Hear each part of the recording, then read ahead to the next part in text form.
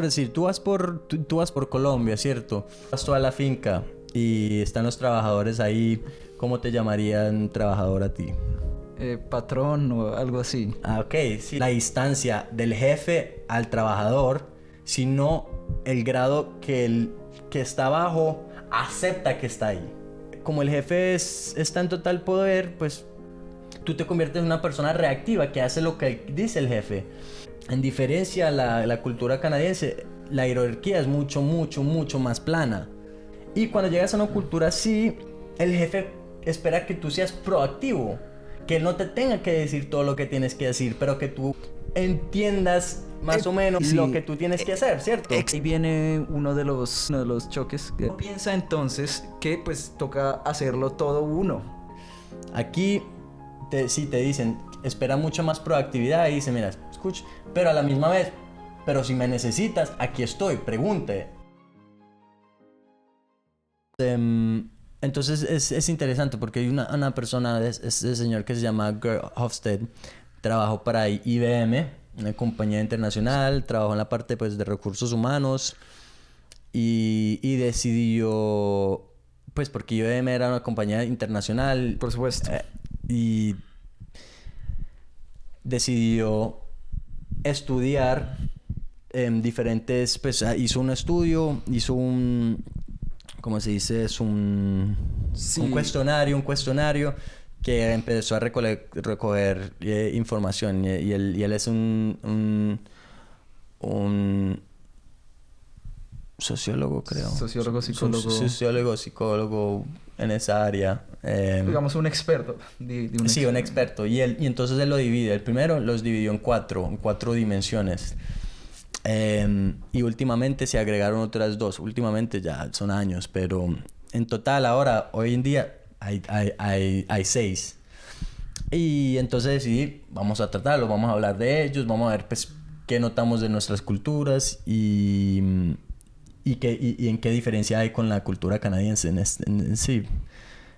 Vamos a ser específico a Montreal, pues porque aquí estamos viviendo, aquí vivimos y aquí es donde estamos intentando como de adaptarnos y asimilarnos con la cultura local, ¿cierto? Exacto. Entonces, principalmente es específicamente a eso, pero de ahí pueden, pues, los conceptos van mucho más allá de solamente aquí en Montreal. Y entonces ahí por lo menos pensar. Número 1, distancia al poder. Entonces, distancia al poder. En internet dice, se refiere al grado de aceptación de los miembros menos poderosos de una cultura, de las diferencias de poder o igualdad en las sociedades. Puede haber poca o gran distancia al poder. ¿Qué entiendes tú de eso? Yo creo que esa definición es un poco como... no la entiendo muy bien. Yo creo que es mejor que como que la expliques con tus palabras. Ok, lo que yo entiendo de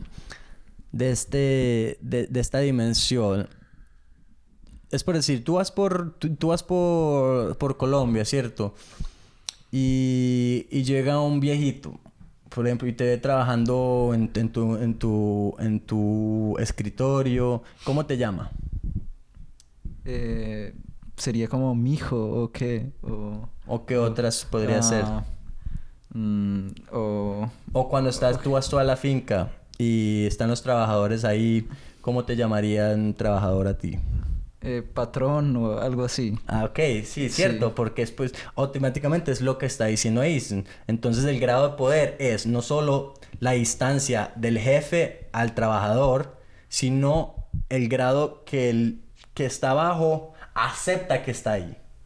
Y entonces en un señor mayor llegando y llamarte a ti patrón, ¿qué está haciendo? Pues automáticamente se está creando una brecha entre ambos de que yo soy el jefe y que él es el trabajador. O sea, él está aceptando su rol como digamos, por decirlo así, que es menos calificado que yo. Su posición. Exacto. O sea, él mismo está aceptando que está ahí. Y eso dice mucho de la cultura, ¿cierto? Porque pues sí, vivimos en una cultura donde y a lo mejor pues puedo estar equivocado, donde lo que el jefe diga es. Exactamente, sí. ¿Sí? Y entonces, en ese otro ejemplo, que el señor te llama patrón, ahí estamos los trabajadores que aceptamos que la situación sea así. Sí, sí. Que el patrón es el patrón y en lo que diga va. Estemos o no estemos de acuerdo. ¿Cierto? Exacto, exacto. Y sí, y hay muchas palabras dentro, en el contexto colombiano en particular, que dan a ver ese ejemplo. Esa en realidad, particular, esa ¿cierto? realidad, sí. Ahora, ¿qué has notado en Canadá? ¿Es igual? No, aquí en Canadá hay una diferencia grande respecto a Colombia. En mi caso en particular... No te han llamado patrón por aquí. No me han llamado patrón.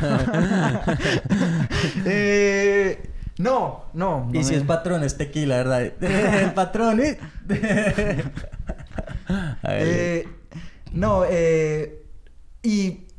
pues bueno, yo he estado en el caso del trabajador. Tampoco he estado en el caso de ser líder en algún lado. Tal vez es un poco distinto. Pero sí es cierto de que la relación con el jefe es mucho más... es mucho menor. Es decir, la distancia es mucho menor. Y pues es difícil de aceptar en un inicio. Y antes de que tú me lo mencionaras, yo no lo entendía muy bien. No lo entendía muy bien porque, por ejemplo, mi jefe decía que como que nos tratáramos un poco más como... ¿Cuál como jefe? Mi jefe alemán me decía que o sea, yo entendía que él implicaba que nos tratáramos como un poco más como iguales, pero para mí es difícil porque pues en Colombia está bien definida esa distancia. Entonces, una vez entendí eso, me di cuenta de que eso implica muchas cosas, tanto como que yo pues tengo más poder, pero aún así viene con ciertas responsabilidades. Entonces, el entender eso pues me dejó mucho más tranquilo ¿Y en qué, por ejemplo, qué consecuencias puede traer si... ¿Qué consecuencias pudo haber, por ejemplo, cuando tú trabajas en Colombia, si por ejemplo el jefe no había dicho qué tiene que hacer, qué se pone a hacer la gente? En general, nada. ¿Cierto? Sí. Porque así funciona. El jefe manda las instrucciones y uno hace.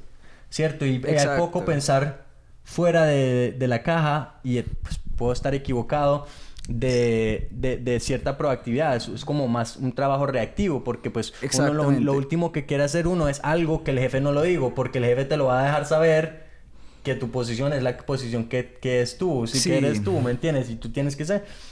Y entonces ahí, por ejemplo, en diferencia a la cultura canadiense, la jerarquía es mucho más plana. Es decir, ¿me entiendes? Tú puedes practicar con tu jefe como pudieras con otro colega. Sí, exactamente. Y entonces en esos dos escenarios, ¿qué diferencia hay? Pues, como dijo tú, aquí como el jefe está en total poder, pues, en decir, y obviamente hay excepciones, tú te conviertes en una persona reactiva que hace lo que dice el jefe.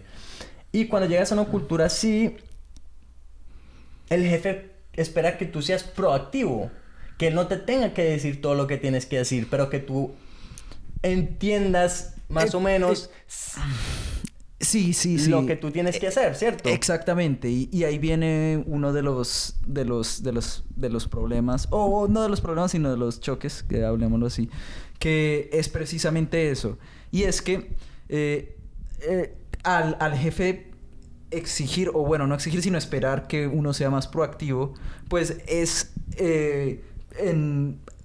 uno piensa entonces que pues toca hacerlo todo uno, ¿sí? Entonces, por ejemplo, a diferencia de otras culturas, o bueno, en mi caso particular no generalizo, sino de otros colegas, entonces, pues, por esperar esa proactividad, entonces yo como que me ponía la tarea de como de hacer toda la tarea como, pues, trabajando duro, pero prácticamente a ciegas, y la diferencia acá es que, pues, es que se espera una proactividad, pero también hay como una, ¿cómo decirlo? Como unas etapas como de evaluación o de unas etapas de evaluación o que el jefe pues va chequeando el trabajo de uno. No es que uno lo vaya a hacer todo y al final hay como una discordancia, ¿sí? No sé si... Sí, no, y como lo acabas de decir, y tú lo sentiste de experiencia de primera mano, y es exactamente así. Entonces, como dices tú, antes a ti te decían qué hacías, y ya, ¿cierto? ¿Me entiendes? A ti te pagan para que hagas lo que tienes que hacer. Aquí, sí te dicen, espera mucha más proactividad, y dicen, mira, escucha, pero a la misma vez... Pero si me necesitas, aquí estoy, pregunte, ¿cierto? Exacto. Entonces es esa como, mira, sea proactivo, pero aquí te estamos apoyando, o sea, no te sientes como que no puedes entrar a la oficina y preguntar qué es lo que tienes que hacer, ¿me entiendes? No como o bueno, sé, quizás como en el aspecto latino, que quizás pues tú tienes que hacer lo que tienes que hacer y ya. ¿Cierto? ¿Me entiendes? Y si el jefe está en un buen estado de ánimo, ¿me entiendes? Y el estado emocional afecta mucho, pues, esas relaciones, porque, pues, si el jefe está de buen humor, chévere, ¿me entiendes? Pero también hay momentos en los que puede venir... y también, ya que lo mencionas, la parte de pedir ayuda es bien importante, que uno nota con otros colegas de otras culturas que piden muchísima ayuda. Eh, eh, y... Y no están... ¿Cómo qué tipos de culturas? Por ejemplo, la cultura china, piden mucha ayuda y no están tan interesados como en que ellos muestren sus habilidades, sino es más como están orientados a llegar a un objetivo, ¿sí? O sea, entonces, que no buscan validación. Exacto. Pero buscan el satisfacer un objetivo claro, ¿sí? Llegar a un objetivo claro. Que es el proyecto, no el jefe. Más que el jefe es el proyecto. Sí, exactamente. Entonces, puede que algunas veces tengan unas habilidades distintas a las que se necesita el proyecto, pero digamos en esa búsqueda de ayuda, prácticamente llenan todos esos vacíos y hacen que el proyecto efectivamente llegue a avanzar y pues se pueda completar. Mientras que, por ejemplo, a mí me ha pasado que pues yo quiero como demostrar mis habilidades, no en el sentido de validar, sino como para pues, como yo aprender más bien, pero como que hay una asincronía debido a que no estoy recibiendo las respuestas del jefe tan rápidamente, por decirlo así. Entonces, una vez hay cierto trabajo avanzado, hay que acomodar las cosas nuevamente y es mucho más demorado. O muchas veces se hace trabajo que pues es pérdida de tiempo, más o menos. Ok, perfecto. Entonces, para concluir, distancia del poder es algo que es en nuestros países, pues, o en Latinoamérica, es muy distinto al país en que estamos ahorita, en el país que nací, y por lo tanto, o sea, hay que tratarlo de ciertas maneras porque requiere diferentes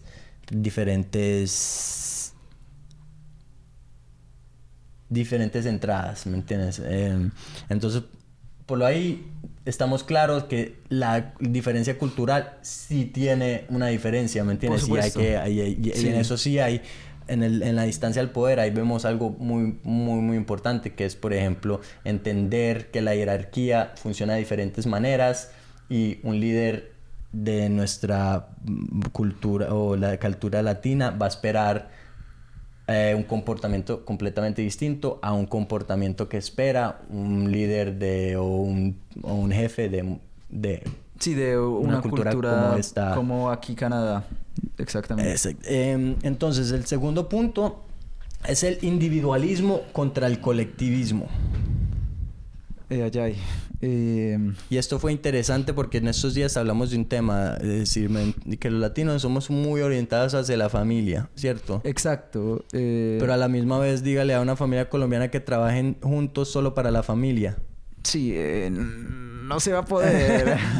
y eso es interesante porque pues nosotros vivimos aquí donde vemos culturas italianas. No sé si tú has tratado con culturas italianas, pero yo he tratado con culturas italianas y está el papá, el hijo, el primo, todos trabajando en un negocio familiar. Exacto. Entonces, uno lo puede ver fácilmente si uno va, digamos, a una pizzería, por ejemplo, italiana. Está el papá haciendo la pizza, los hijos atendiendo. Sí. Y para mí hay que tener tanto grado de nobleza para uno poder hacer eso. Y porque nosotros somos tan orientados hacia la familia, más eso casi nunca se ve dentro de nuestra comunidad. Sí, es realmente paradójico en cierto punto de vista, porque pues nos importa mucho la familia, pero no somos capaces de trabajar entre nosotros mismos. E inclusive uno oye de muchos casos donde es totalmente lo contrario y hay, digamos, conflictos entre la misma familia. Y sí, entonces eso es raro. Somos como colectivistas en algunos aspectos e individualistas en otros. Y pues eso es importante porque eso demuestra que pues no es blanco o negro, ¿no? No es o somos individualistas o colectivistas, sino que hay un gradiente de cosas distintas por cada cultura. Sí, cierto, y nosotros lo vemos mucho y uno de los ejemplos que lo vemos por gran parte es, por ejemplo, en el fútbol. En Colombia, por ejemplo, yo viví en Medellín y Medellín tiene el Nacional y tiene el Medellín, que cuando se juegan pueden haber hasta muertes. Sí. Pero son el mismo.